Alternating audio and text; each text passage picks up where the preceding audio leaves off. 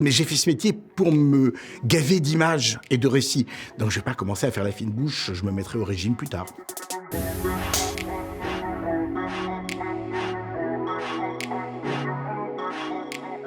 Bonjour à toutes et bonjour à tous, je m'appelle Xavier Le Herper et je suis actuellement animateur et producteur d'une émission sur France Inter consacrée aux séries et qui s'intitule Une heure en série. Le contenu Prime Video dont j'ai choisi de vous parler aujourd'hui, c'est The Man in the High Castle, le maître du haut château, qui est une adaptation d'un roman éponyme de Philippe Cadic. Alors le screenshot, je l'ai extrait vraiment du tout début pour ne rien spolier. Nous sommes à l'étage d'une salle de cinéma un peu vétuste, on voit quelques personnes dans l'ombre, on entend en hors-champ et on voit quelques images d'actualité très patriotiques qui galvanisent le peuple comme ça, dans une unité. Et puis il y a deux hommes qui s'échangent une carte de façon un tout petit peu mystérieuse. L'un d'eux part sur le bord-cadre et nous restons avec l'un des deux qui regarde l'écran et enfin nous découvrons sur l'écran le screenshot qui est vraiment la première surprise extrêmement saisissante de cette série. Alors visuellement, on voit bien que le drapeau américain que l'on croit reconnaître s'est déployé au vent, mais à la place des étoiles que nous avons l'habitude d'y voir, c'est une croix gammée. Et je trouve que l'idée très forte, c'est d'apporter de l'opacité au premier plan. Donc il y a déjà comme un mystère, comme un danger, comme quelque chose d'un peu ténébreux, avec cette image flamboyante quand même de ce nouveau drapeau américain. Je trouve que ce contraste de couleurs et de lumière, et en même temps cette façon de nous immerger dans la salle de cinéma, et de faire de nous non seulement des spectateurs, mais aussi des acteurs du récit à venir, je trouve qu'il y a déjà un vrai plan de cinéma.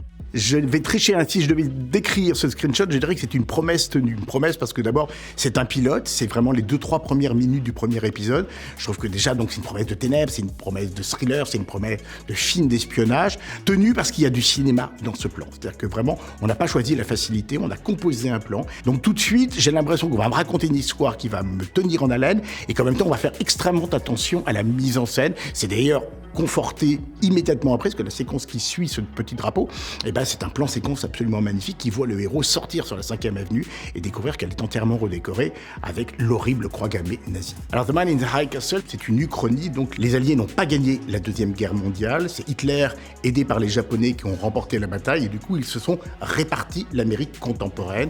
Donc la partie ouest est aux Allemands et la partie est est aux Japonais. C'est vrai que depuis quelque temps, la mise en scène, elle est au cœur de la série. C'est pas le cas dans les années 80-90, nous sommes d'accord. On voit apparaître le scope, on voit apparaître des plans séquences, il y a effectivement plus de facilité pour tourner.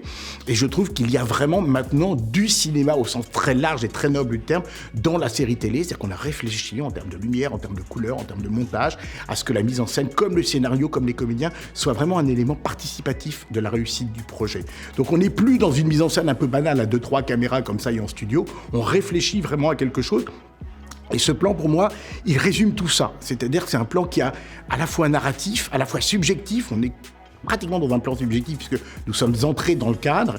Et en même temps, je trouve qu'il a une promesse de cinéma, il a une promesse de narration en tout cas, qui va reposer à la fois sur le récit et sur la réalisation. Je trouve ça indéniablement passionnant. J'en ai un, je n'allais pas te le prendre.